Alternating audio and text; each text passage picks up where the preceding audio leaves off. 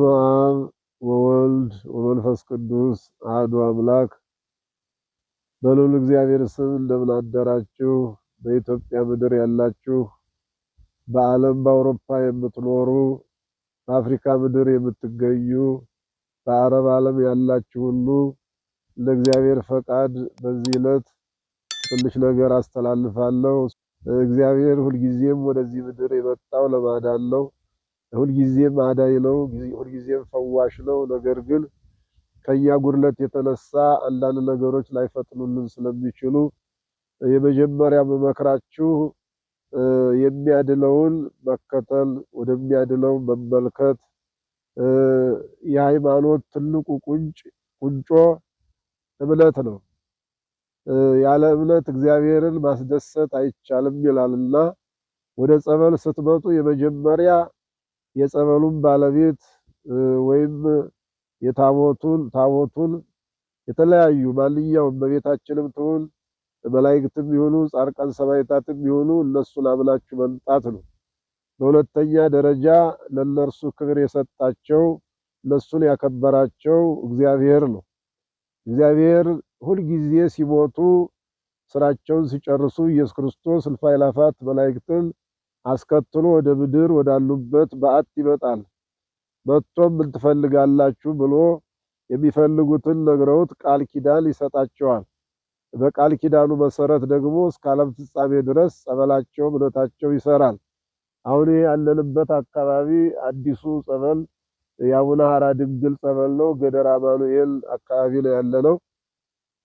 ወደዚህ ጸበል ሲመጡ ካመኑ ይድናሉ። ባህታዊ ሌላ ብለው ቢመጡ ከሆነ አይድኑ። ምክንያቱም እግዚአብሔር ጎልማሳ በሚስቱ ጌታ በመለኮቱ መንግስት በመንግስቱ ሲገቡበት አይወድም ይላል። ይበልጥም ደግሞ እግዚአብሔር በእርሱ ክብር፣ በእርሱ ጌትነት፣ በእሱ አምላክነት የሚገባበት አይወድምና ወደ ጸበል ስትመጡ የመጀመሪያው አምናችሁ ኑ ትድናላችሁ፣ አምናችሁ ተቀቡ ትድናላችሁ፣ አምናችሁ መጠጣት አለባችሁ ጸበሉን ትድናላችሁ። እምነት ነው የሚያድነው። እምነት ወሳኝ ነገር ነው። ከዛ በኋላ ግን ያለ ንጽህና ያለ ቅድስና ስለማይሆን ከኃጢአት ርቃችሁ ንጽህናችሁን ጠብቃችሁ በጾም በጸሎት ተወስናችሁ እየሰገዳችሁ ሰይጣን ያልተለማመደው ጸሎት አለ። እሱም ስግደት ይባላል። እንዳጋጣሚ ቅድም ገድለ አቡነ ተክለ ሃይማኖት ሳነብ ነበርና አቡነ ተክለ ሃይማኖት ወደ 35,000 በቀን ስግደት ይሰግዳሉ። ወደ 35,000 በላይ ማለት ነው። በቀን እንግዲህ አንድ ሰው ናቸው። ስግደት ምን ያህል ኃይል እንዳለው ጉልበት እንዳለው ማወቅ አለባችሁ። በተጨማሪ ደግሞ አሁን እዚህ ጋር ምንድነው ስለ ጸበል ነግሬያችኋለሁ። አንድ በበረሃ ውስጥ የሚኖር ድንቅና ተአምራትን የሚሰራ የቅዱስ ሚካኤል ቤተክርስቲያን ታቦቱ ከወጣ ቆይቷል። ቤተክርስቲያኑ ይሰራል በማለት ግን የሚኖረው ድሮ እንግዲህ በልጅነታችን ሙሽራ ሲዳር የእንጨት ዳስ ይጣላል። እዛ እንጨት ዳስ ላይ ነው ሰርግ እንግዲህ ያለ ሳምንት ለምንድን ነው? ይሄ ግን ብዙ ዓመት ታቦቱ ቢኖረው በዳስ ውስጥ ነው። በዳስ ውስጥ ተቀምጦ ነው እንግዲህ አሁን ቢቀደሰው አገልግሎት ቢሰጠውና በእውነት እግዚአብሔር አሁን በየከተማው ብዙ ቤተክርስቲያኖች ብዙ ካቴድራሎች አሉ። ለዛ የምታረጉትን ቀነስ አድርጋችሁ እነሄን በዳስ ያለ ታቦት ወደ ቤተ መቅደሱ ልታስገቡ ግልባ ቅዱስ ሚካኤል የሚባል በበረሃ ውስጥ ያለ ምንም ሰበክ የሌለው አስቀዳሽ የሌለው ሰው የሌለበት በረሃ ውስጥ የሚገኝ ቤተክርስቲያን አለ። ይሄ ቤተክርስቲያን ይሰራ ዘንድ ማስቀደሻ ይገኝ ዘንድ ምክንያቱም እኛ በከተማ ካለነው ይልቅ በበረሃ ያሉት ሊጸልዩ ስለሚሰሙ ማለት ነው። ይህንን ቤተክርስቲያን መስራት የምትፈልጉ፣ ይህንን ቤተክርስቲያን መርዳት የምትፈልጉ፣ ይህንን ቤተክርስቲያን ያላችሁን ሁሉ ማድረግ የምትፈልጉ ሁሉ ይኸው እንግዲህ ይህንን መልእክት አስተላልፋለሁ። ቅዱስ ሚካኤል ከዘፍጥረት ጀምሮ ሳጥናኤል ከወደቀ ጀምሮ ትልቅ ስልጣን ያለው ከኛ የማይለይ ሁሉን የሚያስፈልገንን ከአምላኩ እየተቀበለ የሚሰጠን እስራኤልን የመራ ሕዝቡን ያሻገረ ዛሬም ደግሞ ከቅዱሳን ጋር የሚኖር ይሄ ታላቅ መልአክ በእውነት ቤተክርስቲያን የለውም። ይሄ ታላቅ መልአክ ማስቀደሻ የለውም፣ አልባሳት የለውም፣ ጥላ የለውም፣ ምንጣፍ የለውም፣ ምንም ነገር የለም። እንግዲህ በረሃ ውስጥ ነው ያለው እንደምታዩት። ይህንን አይታችሁ አካውንቱን ወስዳችሁ በአካውንት እንድትረዱ ለዚህ ለበረሃው ማሳሰቢያ ለመስጠት ነው እዚህ የተቀመጥኩት። ግልባ ቅዱስ ሚካኤል ነው የሚባለው። እኔም በእውነት እንግዲህ ያው ሂጄ አይቼው አይደለም የምናገረው፣ መቼም ስለሚመለከተኝ ነው። ቤተክርስቲያን አንዲት ናት። አሐቲ ቅድስት ቤተክርስቲያን ስለሆነች በእውነት የገጠሩ ካህናት እየፈለሱ ወደ አዲስ አበባ ወደ ሌላ ከተማ ከሚሄዱ በዛ ያሉትን መነኮሳት፣ በዛ ያሉትን መናኞች፣ በዛ ያሉትን ካህናት ብትንከባከቧቸው፣ ብታግዟቸው፣ አስራታችሁን ብታስገቡላቸው በእውነት በዛ ቦታ ላይ ትልቅ ስራ ይሰራል። ትልቅ ቦታ ነው። በዚህ በሰቆጣና በጎንደር መሃል የሚገኝ ትልቅ ቅርስ ቦታ ነው። ይህንን ቦታ ልታግዙ በአካውንት ልታስገቡ አስራታችሁን እየከፈላችሁ ቤተክርስቲያኑን ልታሳንጹ ልታሰሩ ካህናቱን አይዟችሁን ልትሉ ህዝቡን አይዟችሁን ልትሉ እንግዲህ እንደምታዩት በረሃ ነው። ብዙም ሰው ሂዶ እዛ አያስተምርም። ብዙም እርዳታ አይደረግም። መንገድም የለም። ብዙ ጊዜ ብዙ እርዳታችን እጃችን የሚያስፈልግ ስለሆነ ምክንያቱም እናልፋለን፣ እንሞታለን። ባለን አደራ ሰጥቶናል። እግዚአብሔር ገንዘብ የሰጠን ልንሰራበት ነው። ሰው ሀብታም መሆኑ ኃጢአት አይደለም። በገንዘቡ ግን መኮነን የለበትም። በገንዘቡ በተሰጠው ገንዘብ ቤተክርስቲያንህን ካላሰራህ ቤተክርስቲያኑን ካላሰራህ ቃሉ እንግዲህ የሚለው ቤተክርስቲያንህን ያሳነጸ ገድልህን የጻፈ ያነበበ የተረጎመ በቅዱስ ሚካኤል ስም የዘከረ ለነዳያን ካህናት ያበላ ለምስኪናን እጃቸው ለተቆረጠ እግራቸው ለተቆረጠ ዓይናቸው ለፈረጠ ሰርቶ ማግኘት የማይችሉ እንግዲህ በዚህ ዘመን መቼስ በእንቅርት ላይ ጆሮ ደግፍ ነው። ቦታውም አሁን እንደምታዩት ነው። ብዙ ሰላም የለበትም። ብዙ የከተማ ሰዎች አይሄዱበትም። ብዙ ባለሀብቶች አይጎበኙትም። ስለዚህ በጣም እየተጎዳ ያለ ቤተክርስቲያን ነው። ሀገር ቤት ታውቃላችሁ፣ ድንጋዩንም ራሳቸው ፈልጠው አዘጋጅተው በጭቃም ቢሆን ሰርተው ምን ብለው እንትን ይላሉ። ግን አሁን እንጨት የለም፣ ወራጅም ቢሆን ቋሚም ቢሆን ማገርም ቢሆን የለም፣ ምስማር የለም፣ ቆርቆሮ የለም። በዚህ በቆርቆሮ በምስማር በእንጨት ምክንያት 3 ዓመት ነው ቤተክርስቲያኑ መልሶ ሊፈርስ ነው። ፀሐይ እየመታው ነው፣ ዝናብ እየተፈራረቀበት ነው። አሁን እንደምታዩት ክረምት ሊገባ ነው። እንግዲህ በእውነት ቤተክርስቲያኖች ተሰርተው ካላለቁ ድርቅ ይበዛል። ለምን ያ ቤተክርስቲያን ቶሎ ተሰርቶ ታቦቱ ሲገባ ሲመረቅ እንደውም አንዳንድ ጊዜ ወዲያውኑ ዝናብ ይጥላልና በእውነት አካባቢውም ድርቅ ቢበዛበት አካባቢ ምክንያቱ ይሄ ሊሆን ይችላል። እንግዲህ ቆርቆሮን ልትገዙላቸው፣ እንጨት ልትገዙላቸው፣ ማገሩን ምስማሩን ልትገዙላቸው ነው የማሳስበው። እንግዲህ ፈቃድ እግዚአብሔር ሆኖ በልባችሁ ውስጥ ቅዱስ ሚካኤል አድሮ ይህንን ታላቅ ቦታ ይህን ጥንታዊ ቦታ ይህን ቅርስ ቦታ እንድትንከባከቡ በእግዚአብሔር ስም በቅዱስ ሚካኤል ስም በእናቴ በወላዲተ አምላክ ስም አሳስባችኋለሁ። እንደ ድሮ ቢሆን ለሰው ብትሰጡት ላያደርሰው ይችላል ብላችሁ ትፈራላችሁ። አሁን ግን በቤተ ክርስቲያኑ አካውንት በገዳሙ አካውንት ነው ብታስገቡት፣ ብትጠራጠሩት ነገር የለም። ሶስተኛ ደግምላችኋለሁ 1066 37 23 9 ግልባ ቅዱስ ሚካኤል ብላችሁ ልታስገቡ በአካውንቱ በእግዚአብሔር ስም በቅዱስ ሚካኤል ስም እንማጸናችኋለን። በእውነት 3 ዓመት ሙሉ ቤተክርስቲያኑ ተጀምሮ ህንጻው አልቆ ግን ቆርቆሮ ባለመልበሱ የሚቀድሱበት ቦታ አጥተው ማህሌት የሚቆሙበት ቦታ አጥተው ሰዓታት መቆሚያ ኪዳን ማድረሻ አጥተው እያለቀሱ ነው። እዛ ያሉት አባቶች በጣም እያዘኑ ነው ሰው በማጣታቸው። እንደምታውቁት 2 ዓመት ኮሮና፣ ከዛም በኋላ ደግሞ 2 ዓመት የትግራይ ጦርነት፣ ከዛም በኋላ አሁን ያለውንም ታውቁታላችሁ።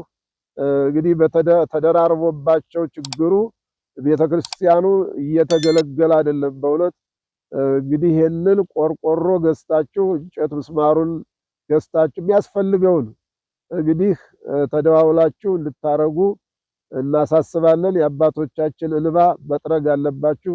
የአባቶቻችን ችግር መፍታት አለባችሁ።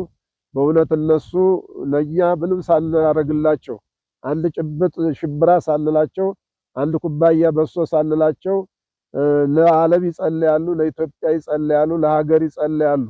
መቼም ይህች ሀገር ያለችው በበረሃ በወደቁት አባቶች በገዳማት ባሉ አባቶች እንጂ እኛ በከተማ ባላነው ብቻ አይደለም። የነሱ ጸሎት የነሱ በረከት እንዲያድርባችሁ የነሱ ደግሞ ልመና አማላጅነት እንዲያድርባችሁ ያላችሁን ሁሉ እንድታደርጉ በቅዱስ ሚካኤል ስም አሳስባለሁ። እግዚአብሔር እሱ ያስፈጽማችሁ።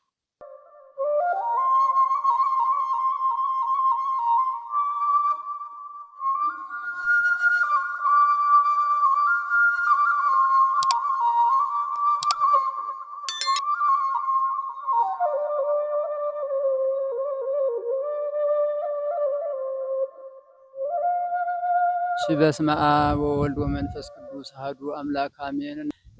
እዚች ቤተክርስቲያን ነው የምንኖረው። ከዚች ቤተክርስቲያን ነው እያያችኋት ነው። ስለዚህ እንግዲህ ውስጧን ገብታችሁ ብታዩት በጣም የምታሳዝን ናት። በጣም ድሃ ቤተክርስቲያን ይኸው ጽላቱ ከውስጥ ገብታችሁ ብታዩት የሚያሳዝን ጉዳይ ነው ያለው። ክፍተት ራሱ ክፍት በክፍት ነው ያለው እና ግን ለማገልገል ወጥቶ ለመግባት እንደተገለጸው ሁሉ ወጥቶ ለመግባት ራሱ በጣም ስቃይ ነው ያለው። ታቦት የሚኖረው እዚህ ነው። እንግዲህ የእግዚአብሔር ሕግ ከሆነ የዚህ የታቦት መኖሪያ ይህ ከሆነ እንግዲህ አስቡት። እርዱን እባካችሁ፣ ስለ ቅዱስ ሚካኤል አሁንም እርዱን እባካችሁ። ከዚህ ደካምነት አውጡን፣ ወደ ደህና ቤተ ክርስቲያን ተቀይረን እንዲያው ይህን ታቦት ደህና ቤት እናግባው እባካችሁ። እርዱን፣ ስለ ቅዱስ ሚካኤል ስለ እግዚአብሔር እርዱን። እግዚአብሔርን ቤት ስሩልን። ታቦተ ሕጉ ተከፍቶ ስለሚኖር ለታቦተ ሕጉ ባካችሁ እርዱን። ቤተ ክርስቲያን አሳሩን፣ እርዱን። ያው እኛ የምንለው ያው ትንሽ አሳስ በኩራታችሁን መባችሁን ለእግዚአብሔር ለቅዱስ ሚካኤል ብላችሁ እኛን ብትደግፉ። በጣም ያለንበት ሰዓት ያለንበት ጊዜ አቅማተን የምንበላው እንኳ አተን በጣም አደጋ ላይ ነው ያለነው። ስሩት። የመድኃኔዓለም ቤት ነው፣ የቅዱስ ሚካኤል ቤት ነው። ስሩልን፣ ልመና ነው። ስሩልን የምንል እንጂ እኛ የምናውቀው ነገር የለም። ብቻችን ነው ያለነው በበረሃው ላይ ስጡን እያልን መንግስትን ማስቸገር ብቻ ነው።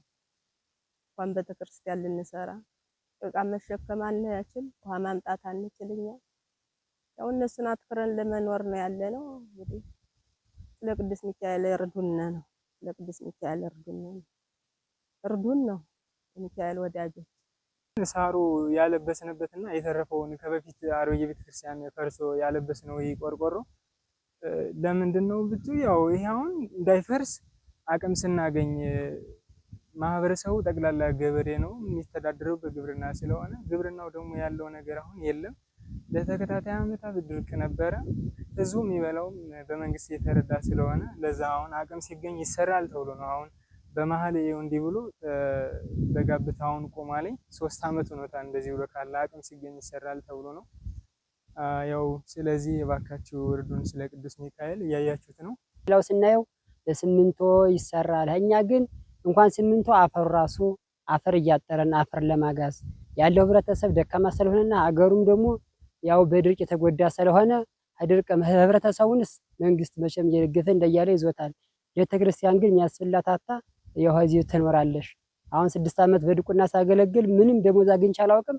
ከዛም ደሞዝ ቀርቶ ደግሞ ዋዛው አልተሟላ፣ ዋዛ ያልተሟላ ሁለመናው የጎደለባት በቅዳሴም በጸሎተ ዕጣንም ያው እየተራዳዳን ያለነው ካህናትም ህብረተሰቡም ያሉት እስኪ ይህ ዓለም አላፊ ነው፣ ይህ ዓለም ከንቱ ነው እና የሰማይ መንገዳችሁን በእግዚአብሔር ታገኛላችሁ ተቋቋሙ እያሉ እኛም ካህናትን ተቋቁመን እዛው 5-6 ሆነን አለነ።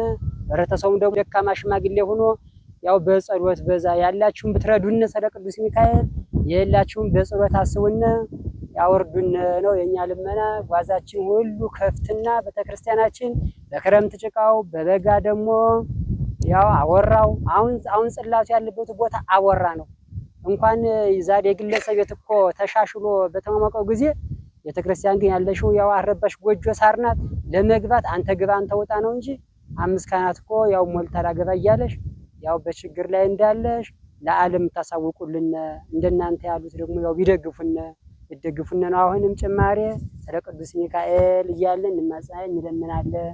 የምናሳስበው ድህነታችን የበዛ ነው። እቺ ቅድስት ቤተክርስቲያን ጋር ስንኖር ድህነታችን በጣም በመጠን ከብዶ ድህነታችን በጣም በዝቶ አሳስበናል።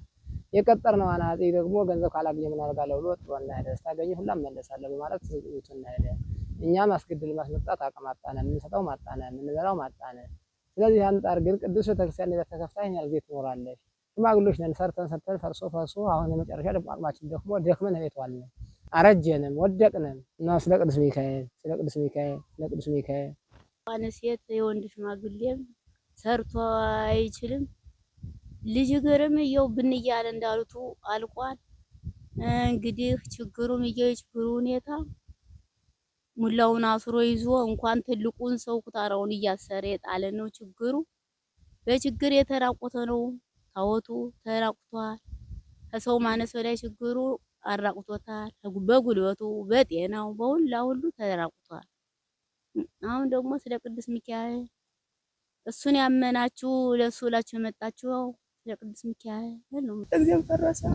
አሁን ፈረሰ አቅማጣን እኛ ማን እንረዳለን? ሰዎችን ጥቂቶች ሆነው አቅማጡ ድርቁም እየበረታን ቢያለ ቸገረን።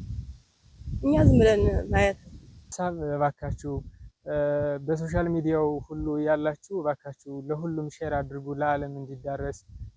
ምክንያቱም ይሄ እኛ የምናዘጋጀው አሁን ይሄ ለመዳኛ ነው። እኛ እንደ መዳኛ እንነግራችኋለን። እናንተ ደግሞ ይሄን እባካችሁ ይሄን እድል ተጠቅማችሁ የምታዩት ለማንኛውም ለጓደኛ ለሁሉም ለዓለም እንዲዳረስ ሼር አድርጉልን ነው የምንለው። እባካችሁ ስለ ቅዱስ ሚካኤል እርዱን፣ ስለ ቅዱስ ሚካኤል እርዱን፣ ስለ ቅዱስ ሚካኤል እርዱን። እግዚአብሔር ይረዳቸዋል፣ እኛም ብትረዱ